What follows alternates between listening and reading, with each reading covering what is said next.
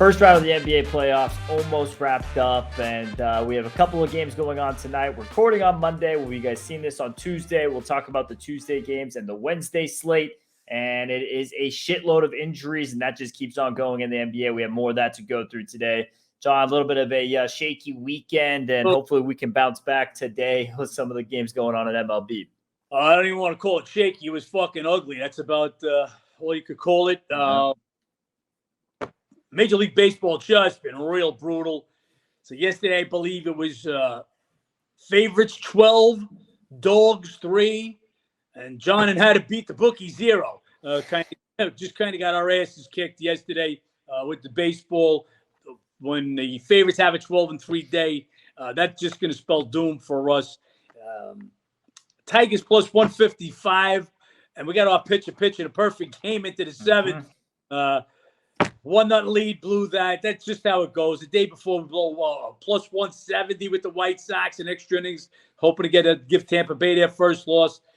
I'll take those games every day, and we're going to win our share. Just right now, not winning them. Even a tough day in NBA. But we talk about a lot. Right side, wrong result. Took Cavs plus 2.5. As soon as the line came out, basically, that line that went off 1 or 1.5, mainly 1, depending on what your book is at tip-off. Knicks is showing that they're just a better team. They got their number. They beat them 3 out of 4 in the regular season, and they're doing it again. 3 out of 4 now to take a 3-1 lead, and they'll go back to Cleveland. We'll talk about that in a little bit. Had Sack Kings plus 7.5. Thanks, Steph Curry, for the cover there. Thank you, Steph. Yeah. Really, we could have made a mess out of this series. So we went with Golden State. You guys know the first 2 games. Loved Golden State in game 2 to respond. Just shocked. Then they just absolutely blow out Sacramento like they should have in one of the games, at least, at Sacramento in game 3. And then game 4, Sac just kept jumping that lead up 11-9 in the first half. But this is Golden State. This is the champs. When they're at home, they can beat anybody. I mean, they can beat anybody at home. They can't on the road, but at home they can beat anybody. And get a little backdoor, we'll call it. But hey, the way we lose them is the way we win them. So we split our 2 NBA games. NBA's been great. Take out the Timberwolves, who just killed us for the week. Really, the game they played finally Sunday night was the games that I thought they'd be giving Denver more of a problem.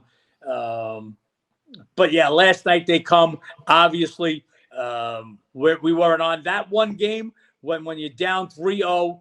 Very tough, very tough for that team mentally to show up down in a 3-0 hole. Didn't want no part of that game. And again, like I said, that was a winner. Rough week. It's a new week. We get it started this week, and we threw out 3 baseball games. The biggest dog on the board for Monday. John, how could you bet that? Look, regardless if Miami wins or loses, okay, we're just going to go through this real quick, and then we'll jump over back to the basketball.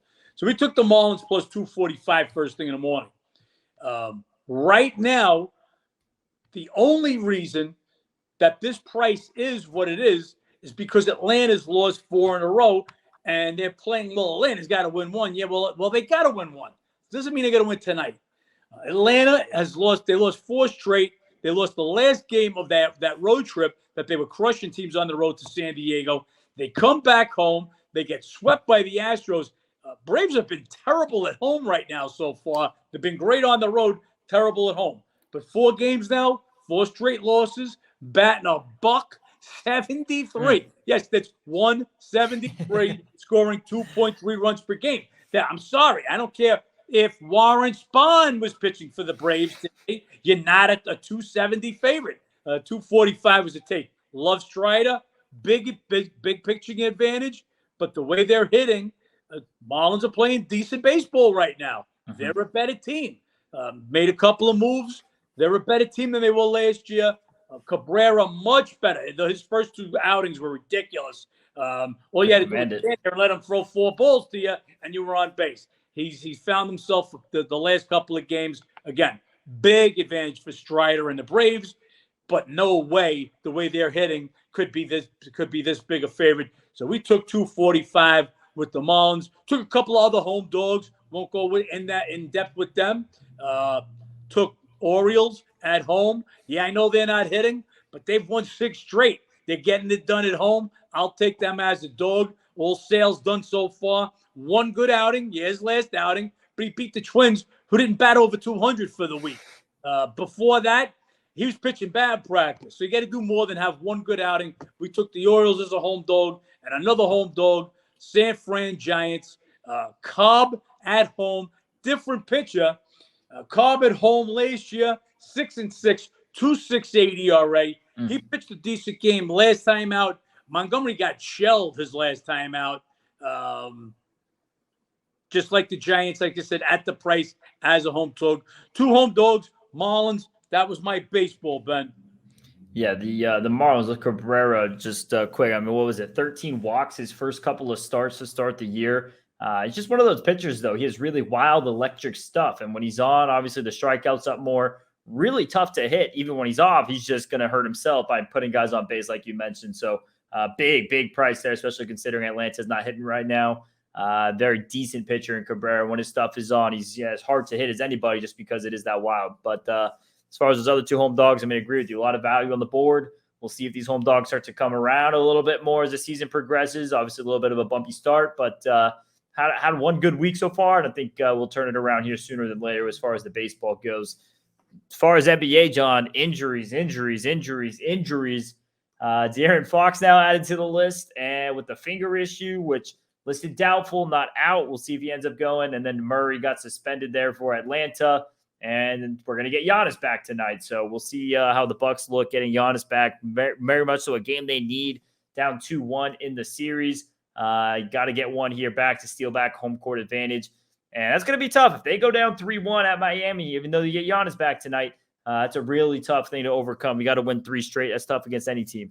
It absolutely is. So, yeah, let's start with that game. So, Bucks get Giannis back. And at this point, right now, 5:43. Remember, we're shooting this on Monday night. We're still waiting to find out if Jimmy Butler's going to play. Playoff Jimmy goes out in the third quarter of Game 3. But that was a blowout. So I'm expecting him to play. I'm thinking they put him on the sidelines more for a rest. But we're still waiting to see. 8 points, a lot of points. You guys, again, it's 5:43. You'll be getting a notification sometime after this once we find out about this game. A lot of points. Miami Heat, they've won the last 5 meetings in Miami against the Bucks. What do we got here? By a combined 95 points. Yes, Giannis has missed the last 3, but go back to last year, and they buried them there twice by a combined 51 points. We'll wait to see where this number's going. Giannis had to be hurting to miss the last 2 playoff games, especially when he was down 1-0 at home and then coming to Miami 1-1. So what can we expect? Can we expect 100% Giannis? We'll wait and see. Miami owns them there. Huge game, huge revenge game, playoff revenge. They got their asses kicked, Milwaukee, from start to finish in the last game. We'll see how that one goes. So, yeah, it's all about injuries. Late game tonight. We've been talking about the Lakers since before the series started. If you guys have been following us, you know that I said poor Memphis, the reward for being the 2 seed is getting the hottest team in the NBA. And that's what the Lakers are right now. Red hot coming into this game. Grizzlies, best home record during the regular season, can't win on the road. And that's where they'll catch them. When I saw the score of the game, the first score, because I had a million things going on, 35-9. It's the what? Blowout. 5-9. That's a real score in the first quarter? Again, we got a million things going on. I don't get to watch every game, watch as much as I possibly can. But especially at this time of year, we got baseball going on for the next day. Just like if you remember, you're seeing this again. Tuesday, we shot this Monday. Last night, Sunday night, we get done a little early. Gives us time to get on top of the games. And we sent out 2 of our games last night. would have sent out the Marlins also, but we knew that line was only still going up. So just so you know, it's catch the peak. I might be on a game, but see that the line movement's going a different way, so I'll wait till it gets there. When it hits its peak, 2:45 this morning, that's when we sent that out. But getting back to the basketball, tonight's game, I make the Lakers a 5-point favorite. They're 4.5. The line is right now. Memphis, like I said, is killing on the road. Lakers' hottest team. Morant put in, a tremendous game his last game when he was questionable, a game-time decision. Difference in game 3, AD. Game 2, AD and D'Lo had terrible games. He came back. He answered in game 3. AD plays like that. Not only are the Lakers winning tonight and making short work out of Memphis, there'll be a problem. There'll be a problem in the West. Right now, Phoenix is the only team that I've got rated better than the Lakers, Ben. Yeah, I think Phoenix caught a big break, obviously, with no Kawhi Leonard, no Paul George. I think they would have been struggling in that series. I mean, Russell Westbrook's even giving them fits. They have one of those guys, let alone both those guys. That series might be pushing 7 games. So we'll see how Phoenix looks if they get a healthy team. As far as Grizzlies-Lakers, though, in that game 3, I mean, that first quarter, like you said, 35-9, just dominant defensively from the Lakers. So many forced turnovers and blocks, everyone involved put that game away early. And John Morant did look shaky there at the start of the game. He had some turnovers, couldn't quite dribble the ball as well with his right hand, had become left dominant, got a lot more comfortable as the game went on. Granted, that Lakers defense intensity when you're up by 30 obviously drops off, had the big fourth quarter, but as that game progressed, he looked like he got more and more comfortable playing with the hand injury, getting his touch back. We'll see how he looks tonight, game 4. I'm excited to see how he looks tonight, if he's going to make it competitive at all. Like you said, though, Memphis on the road, big struggles. LeBron hasn't had to do much in this series, and that thinks that's a pro for the Lakers. I mean, the least amount that him and AD have to do, the better, and they can keep leaning on that defense. Since the deadline, I mean, obviously they had the best record in the West, second in the NBA at the time, at the end of the regular season. Also the most efficient defensive team in the NBA since that stretch. And they're starting to show it here in this playoff series. Obviously with Vanderbilt in there, they just get a little bit more. Hachimura part of that. A lot of size, a lot of depth. Would lean Lakers tonight in this game 4. Don't want any part of Memphis on the road. And we'll see how Morant, if he can kind of figure it out in here in game 4, if he can continue playing like he did in the backstretch of game 3. But John, we got 3 games tomorrow with Let me just update. Well, you know what? It's not even an update, I guess, because these guys are seeing this tomorrow. I'm just so I let you know, Ben. They've just upgraded Butler. He'll be probable, as we just said. Couldn't see him missing the game. I think he sat out more precautionary, and because they had such a big lead in game 3. So that game is down to 7. Still maybe be a tinge high, but this is an absolute must game, and a game Milwaukee got embarrassed.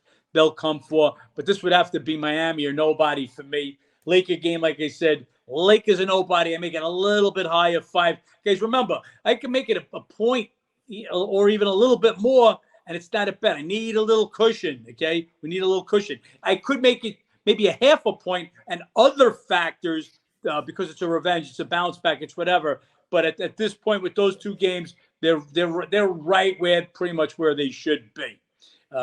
Tomorrow, Ben, it's I'm going to say it right now. It's 3 closeouts. It's Boston. All 3 series are all 3-1. So you should have Celtics close out the Hawks tonight. You should have Nuggets close out the Timberwolves, and Suns close out the Clippers back at home. We go through them one at a time. Celtics, they split a pair. They won their first 2 in Boston. Each game by 13. And what do you know? They're a 13-point favorite tomorrow in Boston. They've owned the Hawks, beat them 8 of the last 9 meetings straight up and against the spread. Expect them to do more the same tomorrow. Making matters worse for Atlanta, DeJounte Murray, he bumped an official after game 4 was over. He's just been suspended. He'll be out 13 and a half. That's what I make the number. Hawks ain't winning this one. Can they cover? Can they backdoor it? We'll see. Look, these closeout games are usually ugly. Team gets down and they get dejected, and it could be an ugly game. I think all 3 of these games could be absolute 15, 20-point blowouts. Haven't made a bet yet we'll look deeper into them, but I just don't give Hawks a chance. Yeah, it's going to be a great card to get some live unders. I agree with you. Should be a lot of blowouts. As far as this Hawks Celtics game, I mean, very high scoring there in the 129-121 game 4, 250 points. Tatum and Brown both doing their thing. I mean, DeJounte Murray, I mean, I don't know if he was just kind of, fed up with the series at that point, fed up with playing. I mean, bumping in the officials, pretty much an automatic suspension. So just kind of, we'll see, careless on his part. Interested to see what's going to happen with the Hawks in the offseason if they move away from Trae Young with all those rumors. As far as this game, I want no part of Atlanta. That's it. I'm not laying double digits in this game. Big number. I would literally look for the live under. If Boston does go up 15, 20 points like John's suggesting, typically you see those fourth quarters come really low scoring. So I'm hoping it starts off with that hot pace like we saw there in game 4 and then comes back around. But don't want any part of that double-digit spread for Boston. And sometimes, you want to live bet, try to get that big dog. Maybe if they go down big, but an elimination game, I want no part of it. Like you said, usually those teams kind of get a little bit down on themselves and they just let the blowout go end of the season. Yeah, the second game also more the same. Timberwolves,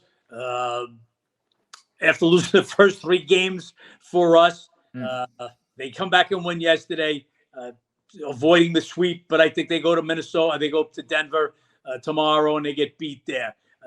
Denver's won all 4 meetings this year, 2 in the regular season by a combined 38 points, 2 in the playoffs by a combined 38 points. The first one was an ugly blowout. Minnesota just wasn't ready to play. I could understand that game. Thought they'd come back in game 2.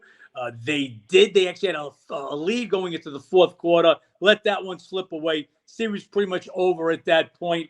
They had that one last chance. I thought that we actually didn't bet many in game 3. I didn't think the line was high enough. But when I saw a little shot at halftime in game 3, I thought they'd keep it close. They couldn't. And then they come out of nowhere and win the game. That's why I say, guys, just an edge. I don't have a crystal ball. And there ain't nobody else out there that's got one. A little edge. I didn't see an edge yesterday. I don't see one in this game. Again, Denver, nobody. I think Minnesota got the one win that they're going to get. They're going to go to Denver. Very tough. But I will say, Joker had stats say a big game. But he was, I believe, a minus 14 on the court. And you'll never see it. He's one of the guys that's always a plus when he's on the court. He was a minus 14. He has not had a great series. He has not played great. Remember, he missed 5 of the last 7 regular season games. His free throw shooting has been off. They're going to get by Minnesota. He better play better to get into the next round. Yeah, Jokic, I don't know if I want to put him in that category yet with like Harden and Embiid, where just when it comes to the different kind of officiating and defense in the playoffs, the intensity, if it's, just the bad for his game. I mean, obviously he still put up 43, 9, and 11, had a good game. But like you said, the minus 14. There's an account on Instagram called NBA In Depth, and he just does a lot of those advanced numbers and just stuff like that. He makes the point that a reason why he feels Jokic's plus minus is so inflated during the regular season is because the way that Malone runs those lineups, it's just very much so him on the floor at the same time with Michael Porter and Jamal Murray. So making sure that while Jokic is on the floor, he has other studs with him. So maybe there's something to that. As far as this game 4, if any of the dogs, if I were to lean to any of them tomorrow, this would probably be the one I lean a bit to with Minnesota. First 3 games were ugly. And Edwards, he's played a lot better as the series got on. Anthony Edwards has played a lot better. He's getting his confidence going. What is he now? The second most 30-point games for a 21-year-old behind LeBron James. So, yeah, his confidence getting better in the series. A lot of points, just tough to go against an elimination game at Denver. Not one I would want to be in. If it's, somewhat close at halftime, maybe I'll be interested. But if it's already a double-digit game at halftime, I would just consider Denver is going to pull that one out of woods as well. So one of these games I will be looking live under, and we'll see if Minnesota keeps it a tight fight. Edwards keeps saying in the locker room, first to four. Don't know how much they're actually buying into that. But typically, when they avoid the sweep, hard to go 2 in a row after that. Yeah, well, they'll be without Kyle Anderson also. He's not going to move the line, but he's just a Kyle Anderson's a solid NBA player. He's in their rotation. First 2 games, 2 and 3 was just. Minnesota lost those because of Cat, and that's really why I bet. Game 1 and 2 was Cat was terrible. Game 3, he played well in the first half. I knew he would. As a matter of fact, I think we talked on our last podcast. We should go Cat first basket, Minnesota first quarter, Timberwolves for the game. Nope. Because we knew they had to get Cat going. He had a good game, and that was one of the other reasons we pressed them at halftime. He'll have to have another big game. As you said, Edwards been really carrying the ball for them. Just not enough to go up against this Denver squad who played really great early part of the season, mid part of the season. Towards the end, tailed off a little bit. Looked like they've kicked it back in gear for the playoffs because they don't own this Minnesota team. Minnesota has played them tough historically. So let's see. Is it Denver? Are they ready to move forward? If they are, they've got to get who Joker is during the regular season to make it past the next round. But I'm Denver or nobody on this one. Not interested in Minnesota. Again, I think all three of them are blowouts. Last one, John, Suns Clippers. Credit Russell Westbrook. I mean, he's just playing out of his mind, trying to keep them in this series. Turn the clock back. Yeah. I do want to say, though, with the officiating in the last two games without Kawhi, I think the free throw count was 70-35, and Russell Westbrook just set the second best scoring in that game 4 for points without a free throw. I'm sorry, but if that dude's taking 29 shots, driving to the rim 10 plus times in a game, taking shots at the rim, not getting a single free throw, a little bit questionable. I mean, I don't think anyone on GP. You got to put him on the free throw line. Yeah. So, but as far as this game 5 back in Phoenix, I mean, it's just tough to go there with the Clippers. I mean, what are you going to get out of Russell Westbrook again? Where you got Norman Powell? I mean, he's giving you pretty much as good as he can play at this point in his career, and it's just not enough.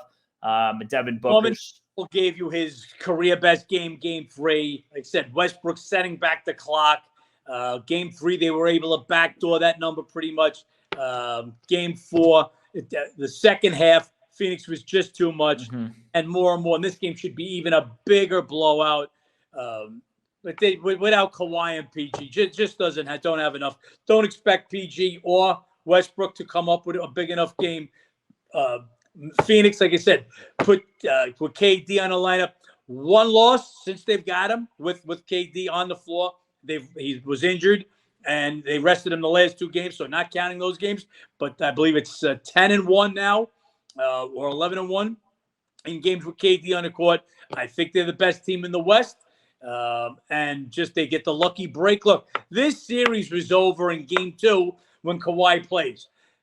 Clippers still game 1. If he did injure himself at all in game 1, sit game 2, get right. Chances are you're not going to win game 2 in Phoenix. Yeah, you might have, but look what it cost you. Sit him in game 2. Maybe you have him for game 3. They play him in game 2 when he wasn't available. Pretty much the series was over. They won both games at LA, splitting as far as against the spread, which is really the only things that we care about. But tomorrow should be ugly again. Like I said, I feel it's 3 closeouts, and those teams will all move on to the second round. Yeah, interested to see how good Phoenix looks, against a healthy team, because game 1, a little bit shaky. Game 2, obviously a must-win spot, and then we don't see it as a healthy Clippers team. So see what goes moving forward there. Game 1, just let me get back to that for 1 second, Ben. And you can look for this always. I don't care what the sport is. This is why it's always the big thing in NFL. Do you rest your guys in that week 17, or was it 18 now? I lose track how many they're playing. Do you rest your guys, or do you keep that momentum? So just as we talked about, Phoenix, they lock up the 4 seed with 2 games left. Home 4 seed, meaning you're going to be a home court, and they rest all their guys for 2 games, the last 2 of regular season, come out flat. Game 1 of the playoffs, Clippers had to play each game, and matter of fact, beat Phoenix in the final game of the season, regular season, so they could get the 5 seed and avoid the play-in. So you had the team that's still playing against the team that's resting, and it's usually the team that's still playing at a high level, competitive basketball. The other team's got to re-warm up again, and it's exactly what happened in game 1. Then game 2, as we say, Clippers hung tough. Kawhi was great. Wow, those 2 games, man. Kawhi, and just when you're saying Kawhi is back, now he's not, and neither are the Clippers. What are your thoughts on, there's all the talks now, about load management and doing all this stuff as far as resting players.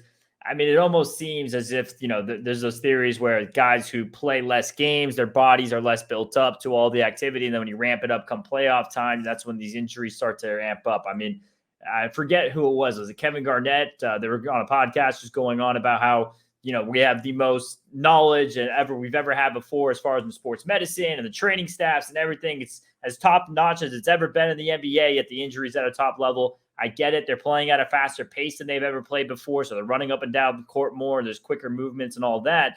But it just seems as if, the load management theory is kind of not panning out. I mean, more and more and more injuries each and every postseason.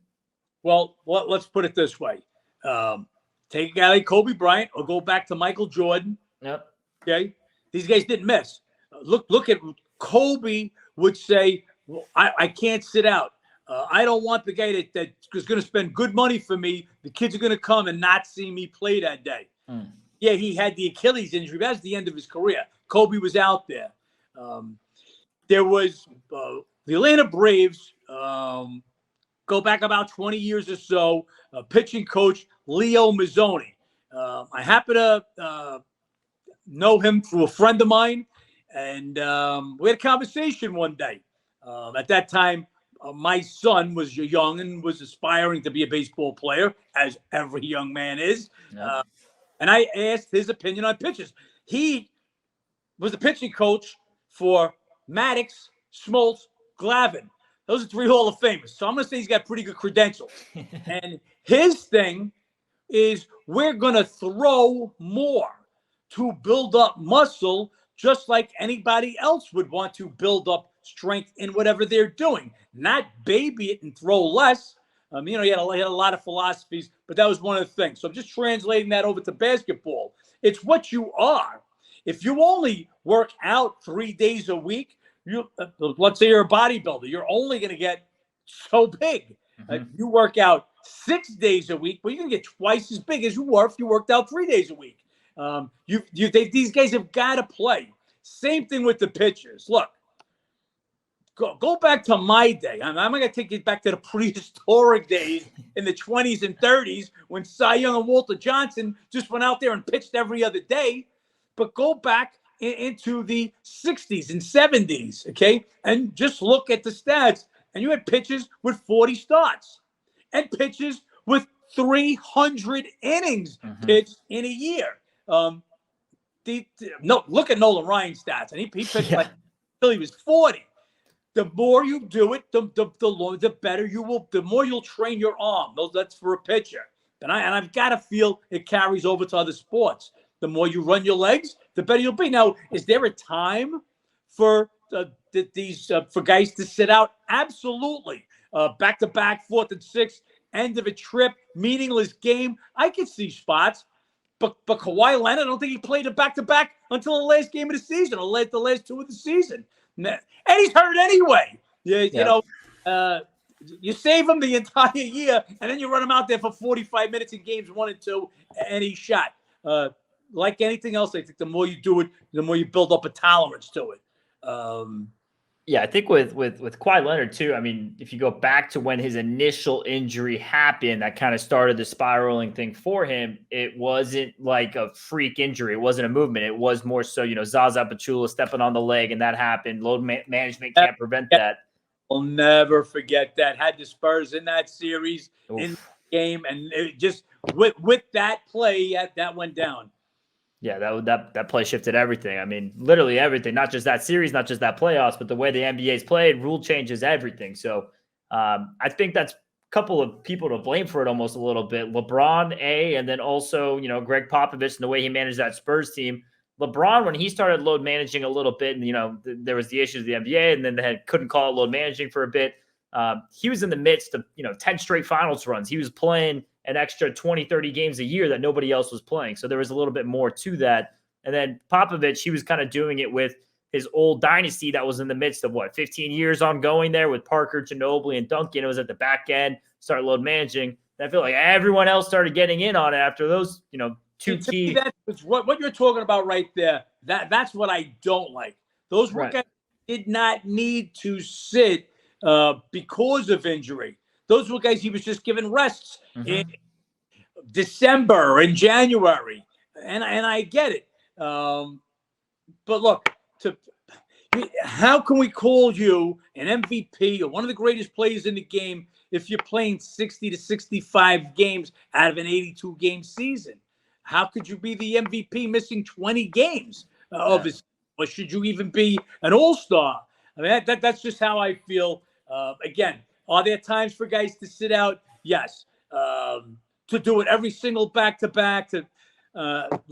And I just don't see it. Again, like I said, Kobe had the saying, if there's a guy up in the rafters that spent that $100, saved up his money to come see me, and I'm not playing that game because I'm resting, look, I get rest. Everybody needs rest. You know what? Let's talk about these guys that are on pipelines or digging ditches or really fucking working 12 hours a day. They might need a rest. You know what? What do they do? Yeah, boss, I'm taking a load management day today. It's just not how life is. I see it. I understand it for a guy really coming off an injury. You really need a day. The schedule is daunting. The travel is daunting. But just to get a rest, like I say, a rest day in December, or we used to make fun of Kevin Lowry. Personal day. He's got a personal day. Take it off. Get out there and play, man. You get paid a lot of money. They can pay me half that money. I'll get on the court, no matter how bad I'm hurting. And I'm an old guy, so I got some pains. Yeah, I think it was in the NHL this year. I don't know shit about hockey. I think it was almost 30 guys played all 82, in the NBA just 10. So that's a lot more. And we got prima donnas. That's big difference there. We got some that you don't want to fight in the bar, and you got some little girls in there that pretend that they're tough guys when they're on their court. I watched that Draymond Green. I've just had about enough of Draymond Green's antics. And I was wondering, is Fox going to fall into the trap? Years ago, and this is how much I know about hockey, you send your goons out to go beat up Gretzky, get him out. So if your worst player on the team, but he could fight, is out and Gretzky's out, you win. Dre Green just trying to really goad Fox, and he almost fell into it. You can't let that happen. Draymond Green's game now is a street game. He's a guy in the park. He's a guy that I would elbow when we were going for a rebound. I've had enough of his shit. How many times when he stomped on Sabonis, okay, he should be suspended for the rest of the play. I don't want to hear Sabonis grabbed him. He stomped on him like he was a fucking dog in a fight. It's a fucking disgrace. There's no place in that for basketball. Come in the park and see if you get away with it. You got so many fucking elbows, you wouldn't know what to do. And then he wants to be a tough guy. He's not a tough guy. Not really a tough guy. Just want to come off like a tough guy. I think it's pathetic, and the NBA's not doing their job. He needs to be suspended. There's no place in the NBA for his garbage. Yeah, the officiating. That's how I feel with this guy. No, I understand. It's not one time. It's not two times. Look, that's why they did suspect the reason they gave for really suspending him for one game. That's not enough. Again, you should be suspended automatically for one game if you have no history. His history. Why is he even on the team after punching a teammate in the face before the season even started? That's your teammate. Yeah, I mean that's why they love and hate him, though, right? I mean, he's going to cause problems like that, but he's also the same guy who's going to go, like you said, try to stir up shit with Fox. And you somewhat need an enforcer. I mean, obviously there's a difference between being an enforcer, being the tough player, and then being a dirty player. And there just draws a line, and he crosses it a lot. So, but those are reasons they kind of like him in the same sense. But yeah, we've gone a little bit of off track here, so we can kind of reel back in. Wednesday. The next day we got, like I said, we're looking at 3 closeouts being Tuesday, Wednesday. Real interesting card, what we'll have going on. So the first game on Wednesday will be back in Milwaukee after we find out what happens tonight. Obviously, like I said, we're shooting this on Monday night. We don't know the results. We'll know tomorrow. I expect with Giannis back in the lineup, Milwaukee to go back with the series even 2-2. Either way, it's going to be a spot for the Bucks. They lose tonight, absolutely have to win that game. If they win tonight, you got to get home court and keep home court. Look, Milwaukee should be a double-digit favorite over the Heat. You got to remember now, Heat are down not only Hero, now Oladipo too, who was could give them a little something off the bench. They'll be really shorthanded going into Milwaukee. So that's the first game. Expect that one to be 2-2. Go ahead. Why don't you weigh in on that one, Ben? Then we'll go through the rest of them. Yeah, I expect it to be 2-2 as well. In the world where Miami does somehow win tonight with Giannis returning, then obviously a 3-1. I mean, that might just have to be a love bet there with Bucks in just such a good spot. But either way, spot is for Milwaukee. So would be leaning towards the Bucks there in game 5. Obviously, it's all about the number, and we'll see, what that comes out to tonight after the game. That number will open up. But would lean Bucks there just on the spot in the series. They got to get home court back. Yeah. Next game, Knicks, Cavs. And like I said, look, I like the Cavs in game 4. I thought they would rebound after the Knicks held them to a season low for any team in the NBA, 79 points. Disgusting. This reminds me of 90s basketball, of back in my day, Bulls, Knicks, Bulls, Cavs, just wars.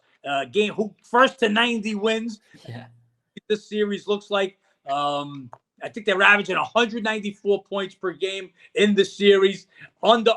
We haven't really messed around with the totals, but you can't bet anything but under in the series. They're doing a great job on Mitchell. And keep this in mind. Randall's 2 games at the Garden were pitiful, and the Knicks came away with 2 wins. Jalen Brunson, can't say it enough. What this guy has done, he has transformed the Knicks. Just put this in your head. Jalen Brunson played for Dallas last year. Luka misses the first couple of games of the playoffs. Jalen's able to hang in there by himself, getting a W over the Jazz. No Jalen Brunson. What'd the Mavs do this year? They're not even in the play-in. 0. They've been hitting home since the beginning of April. So Jalen Brunson really transformed the Knicks. The point guard that they've been looking for years. What happens at the trade deadline? They get his old teammate from college, Hart. Since he's come over, this is a different Knicks team. The synergy that these 2 guys got, they put it together. With Grimes being out of the lineup, it was the first time that Hart started. So it was the first time they started together. Jumped right out to the lead with the Cavs. Look, Knicks are going to be tough to beat. And I get the whole revenge thing, but I'm waiting for this game. It's climbing. It's opened up 4.5, 5.5, and now there's some 6-dog 15 popping up at 6. Look, Cavs might beat them. They might bury them. Half a dozen points were taken in this series. It's been a dogfight, and 4 meetings, 2 in the regular season, 2 in the postseason. They've split 4 meetings. Again, like I said, it's Cavs' turn to win. Must game. I get all of that, but 6 points have to go with the Knicks. If Randall gives them anything, this series might be over in Cleveland on Wednesday. Yeah, a lot of points there. Like you said, as far as the unders, got to keep going under or nothing here on this game for me. I mean, the total, they just keep dropping. It went 214, 211, 205 last game. Now it's 202.5, and I don't think they can make it low enough. I mean, anything over 200, I feel like you still got to take under. So under on the game there. What you were mentioning as far as Jalen Brunson, what he's brought to this team, I mean, prior to his Dallas, I never thought I'd be congratulating the Knicks front office. They seem to make bad move after bad move, but big kudos to them for what they did. Dallas, I mean, they had it right in front of them. They've been searching for their star to put next to Luka Doncic, and it seems like they just let one go that was cheap. So Dallas messed that up. Knicks, nice little find. Brunson playing out of his mind. Knicks playing out of their mind. Their defense playing terrific. And that's why I was so high on the Cavs coming into this series, because Cavs are just the best defense in the NBA, and Knicks have just one-upped them completely come playoff time. Some of these younger guys on the Cleveland just kind of struggling to step up to the moment. Hasn't been that problem there for the Knicks. So agree with you. A lot of points there. Knicks look dominant the last 2 games in the Garden. Spots out Cleveland, but they haven't shown me enough that they can get past this Knicks defense and what's just tormenting them throughout the series. Look, you got to remember something. We talked about this before. 6 points in a game with a total of 200 is a lot different than let's say the 7. We took 7.5 yesterday with the Kings in a game that's with 126, 125. That's got a 250 total on it. Those 6 points, they're almost 10 points in a game that's going to be that fair if you're following what I'm trying to say. So yeah, 6 points, a lot of points. That's 3 big buckets. Knicks defense has been great. The one game the Cavs won, they did win by a blowout. Game was over early. Willing to take that chance if this game goes much higher. Last game, John, is Kings Warriors. Well, actually, we will have a Lakers Memphis We'll game. have that regardless, right? Whoever wins tonight.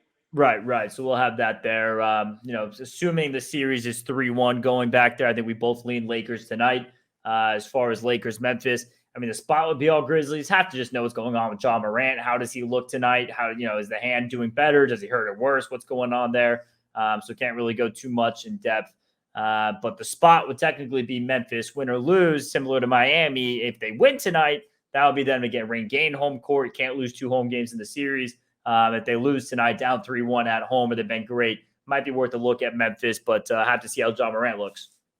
Have to see how Morant looks. Have to see who wins this game. Whole lot of factors. Look, everybody remember our biggest NBA bet of the season was Game 1, Lakers at the Grizzlies.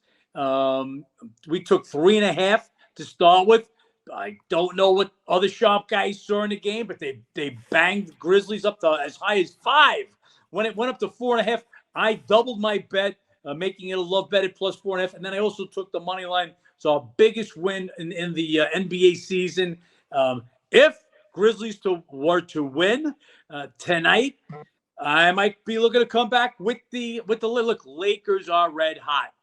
Again, hottest team since the All-Star break. They won the trade deadline, and they've been a rocket ship since then. They got a great game out of AD. The last game, meaning Game 3. Let's see what they get out of him tonight. If that group, AD, LeBron, D'Lo, if they're healthy, they're dangerous. And then with this kid Hachimura, look, you knew he was a player at Washington, and I knew that was a great pickup for them, but not to this level. LeBron effect. Really providing them some punch off the bench. Lakers are a problem. I've got them the number 2 team in the West right now. I expect it to be going back 3-1. Got it. Like I says, we'll see what Morant is. We'll see what the score is in this game, how it goes. Obviously, you don't want to see AD even fall down on the ground because he's missing a game. And always, guys, injuries. That's why during the course of the season, we've got such a great grasp on it. We're on top of the injuries. You take for the Bucks game. Bucks open 3.5. Went as high as 8 on the Giannis info. Now back down to 7 with Butler playing. But this is the line movement. Usually we're on top of this. And when we beat guys with the injuries, playoffs become so different, especially if it's a known injury. Everybody's getting that info at once. For us to have sent it out, Bucks -5. That game was already 6 in a minute, and then the next minute it's 7. So those injuries are tough. But this is why it's so important. On our website and our app now, you're getting injuries if you're a VIP member instantly. I mean, instantly. That alone, if you're any kind of better, is worth it, Ben. But getting back to that game, what will be Game 5 when we get there, all depending on tonight. But I expect to go back 3-1. I expect to see Memphis again as a 3.5, 4-point favorite because it's a must game. I don't make them that high, but that's where I expect it to be. So we'll see what happens in that one. Yeah, I will say if it is a 3-1 lead going into Memphis for Game 5, Memphis first half would be the play on the game for me there. Just expect them coming out great at home like they have. We'll see how they look tonight. I mean, obviously 35-9 in the first quarter for the team who's been, top 2 in plus minus in the first quarter all season long, the first half all season long. Would expect them to come back with some type of effort tonight. Just don't know if it's going to be enough without Morant 100%. And I think Memphis first quarter, first half tonight might be a little bet. because just for the fact that they got overrun in game 3 in the first quarter. I mean, just blown out before the game was over before it started. Yeah. So expect them to come out more focused in the beginning, and because they are such a good first half team, that might be a little spot for them. Final game on what'll be Wednesday. Sacramento gets a real bad break with Fox again. Ruined the best series of the first round. Yep, haven't ruled him out yet, but I mean, you can just about say he's out. If he's playing, he's going to play with a fractured finger. This was the series that was up for grabs. Sacramento showed they belong. They took the first 2, even though I didn't think they would. And no way did I think Golden State was coming out of Sacramento down 2-0. They did. They rebounded and did what they were supposed to do game 3. And game 4 went just as I thought it would be, a close game. Sacramento hung around just close enough to stay under the number. But the world champs, is the defending world champs, they just got that experience. And now you're going to lose your best player. Besides what physically he's going to do, the mentality of the team, it's just got to be such a blow if they're not going to have Fox on the court tomorrow. This game went off the board, went to 3. It's already at 4. Fox is out. Sacramento have a tough time beating Golden State. We've talked about this isn't a home away series. I think they're separated by 80, 90 miles. So it's a trip down. It's a trip down for Golden State. And it'll mean Sacramento will have to take their 3rd game from Golden State without their best player. I don't see it happening. Yeah, if this number goes any higher, it's already up to 4. If it starts getting 4.5, 5, I would start to lean to the Kings, though. We talked about it all year with Golden State struggle on the road, and you brought up mentality. We've seen it a lot all NBA season and out into the playoffs. Some of these teams, right, when you go down into these spots without your best player. We saw it with Memphis without Morant in game 2. We saw it with the Bucks in game 2 without Giannis. Now Fox going to be in a must-win. You lose 2 on the road. You got to come back and get game 5. The question is who's going to be stepping up. So, Malik Monk, Keegan Murray, who was kind of a no-show in the first 3 games, and then game 4 really got rid of him. And what was he, 9 of 11, 5 for 6 from 3. Someone's going to have to step up. I'm interested to see who it will be. We'll see if there's that fight. But Golden State hasn't been good on the road all year, haven't been good in the playoffs. Going to be a tough environment still. And we don't know Fox is out. Now, I get what you're saying as far as, he's not going to be 100%. He's going to be playing with a fractured finger. I would prefer betting the Kings if he was out. Now, if he's playing half injured, I wouldn't want to touch it, wouldn't want to get involved in that. But if I can get a 4.5 with Sacramento, would be interested there in the Kings. We'll see what happens, guys. It looks like a good card. Like I said, a good card on Wednesday. Tomorrow, not so much. You got 3 almost double-digit favorites. Denver Nuggets, 9.5. Celtics, Phoenix, both big numbers, 13, 12, 13. Expect all 3 to be blowouts. Like I said, those teams to move on. And then Wednesday, have some real nice matchups. You're going to be looking at let's say, I think we had a little bet the last time, Ben. What did we say? How many teams were going to be 2-1 or 1? What was the home teams down 1-0? How many of them were going to go, or even the series 1-1, or whether we're going to see any 2-0s on the road? And I'm pretty sure it went 4 for 4. 4 for 4, yeah. That's we gave that stat. Like I said, what is it? I think it's 18-1 the last 9 games. If home team loses game 1, they win game 2. So the stats are with it. But if you go into Wednesday, Heat Bucks, again, we're expecting Milwaukee to win tonight. So that's going to be 3-2, no matter who wins that game.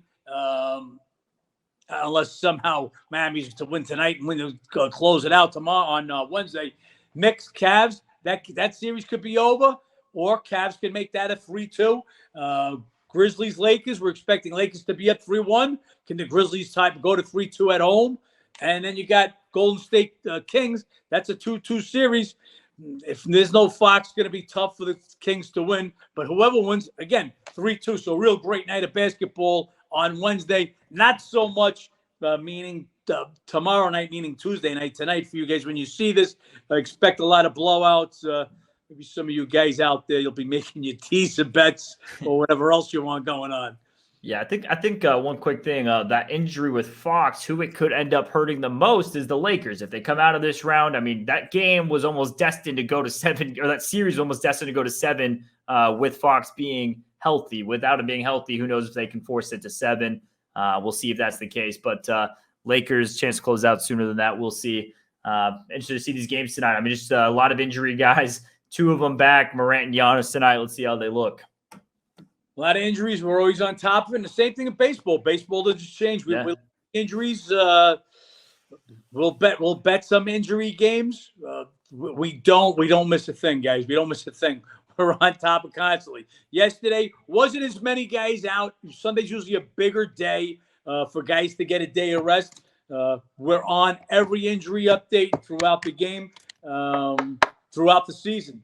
I'm just watching this one line go crazy. Tampa Bay, $1.35 favorite. Again, we talk about injuries. They opened up as $1.35.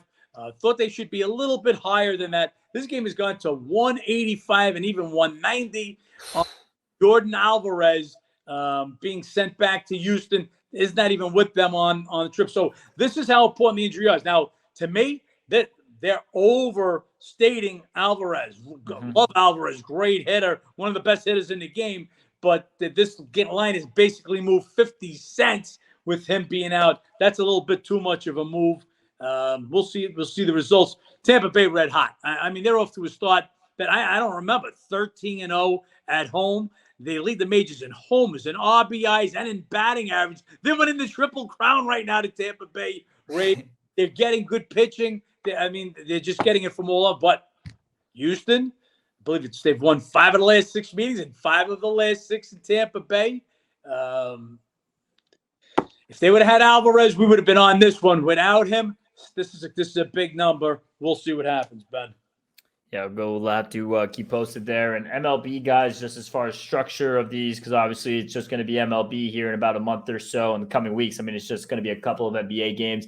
We will start doing those as far as, of the day of, just as those breakdowns, so many questionable as far as lineups, undecided with pitchers, who won the night before, because almost every single team's a back-to-back every day. So we will start doing those day of more frequently, like we've been doing on the Fridays. Yeah, we were going to try to give you a rundown. Again, tonight's Monday. You're seeing this on Tuesday for Tuesday's baseball. But the first game, Dodgers, Pittsburgh. Excuse me. The second game on the board, Washington Mets. Mets undecided about their pitching. Now, they don't have a pitcher listed. How are we going to give you an idea? I used to laugh at some of these fake cappers out there on Instagram. They give you games. The pitch hasn't even been announced for the other team. They don't know the pitcher. They don't know the line, and they're giving you the game. So it's ridiculous. So Mets undecided with their pitcher tomorrow. San Fran Giants undecided with their pitcher tomorrow. Who else is undecided? I know there's at least one more. Anyway, when you have we cannot give you an expert opinion, not knowing a pitcher, not knowing the line. There's, I guess it must have been the Miami game because they just put Hoeing in the box for Miami, and there's no line on that game, so that just came up as we. So there's 3 pitchers that were unavailable, and 3 games that have no line on it. So again, we're betting the line. We'll go through this one more time. So Monday night we bet. Monday morning we bet for Monday night Marlins plus 245. I just thought the line was ridiculous. We ran through the reasons why. Braves not hitting, big pitching edge, but they're now winning at home, batting $170 something, blah, blah, blah. If the game was 200, I would not have been taking 185 with the game. At 245, that's what makes it a take. So the price, it's not only the teams playing, it's the price. I just, in my head, come to a number and say, okay, this is the bet at this number. It's not, well, I'm betting the Braves no matter what. They're not going to lose a 5th game to the Marlins, a 5th straight to the, because that's how some morons are out there and actually expect you to pay. I want to look to tomorrow and see how many guys gave out the Braves. I don't care if the Braves win 15-0 tonight. They're not a 280. They were a 280 favorite at the time to take back 245. It's just not that big a favorite. You're batting $170 and scoring 2.3 runs a game the last 4 games. You just can't be that big a favorite. So this is what our betting strategy is, and that's right to give you overnight tougher. Again, let's if we're gonna talk about the Braves Marlins game for tomorrow, how can we talk about it not knowing did Cabrera get knocked out in the first inning or the second inning, and they go for 6 innings of out of the bullpen? Anybody get injured in the game? Did the Marlins upset the Braves? And now Braves have set 5 straight losses. So to give it a night ahead of time just wouldn't be a service to you. We'll start doing them in the mornings. Maybe I think starting on our Friday podcast, we'll put together a abbreviated so we don't keep your ears bent too long. We'll give you some free bets. And like I said, we'll be going down to the final 8 in the NBA soon. Expect 3 of them to be locked up by the end of Tuesday night. And that'll be all, guys. So make sure you guys like this video, subscribe if you guys can, and then make sure you guys follow on all the social medias, How to Beat the Bookie. If you haven't yet, go download the app. Go check out the website, howtobeatthebookie.com. Get all this information there for each and every game written down, breaking down, obviously, John's bets and his ratings as well. So make sure you check that out. John, let's get this week on track, huh? Yeah, let's go, guys. Give us some help. Get the word out there. Get some people looking at us. Share us with your friends. Really want to start bringing you guys more stuff. Give us more viewers. We'll give you more stuff. We'll give you more winners. Friday, we're going to give you watch the YouTube. We'll give our whole card out, whatever we're betting on Friday for the guys that watch.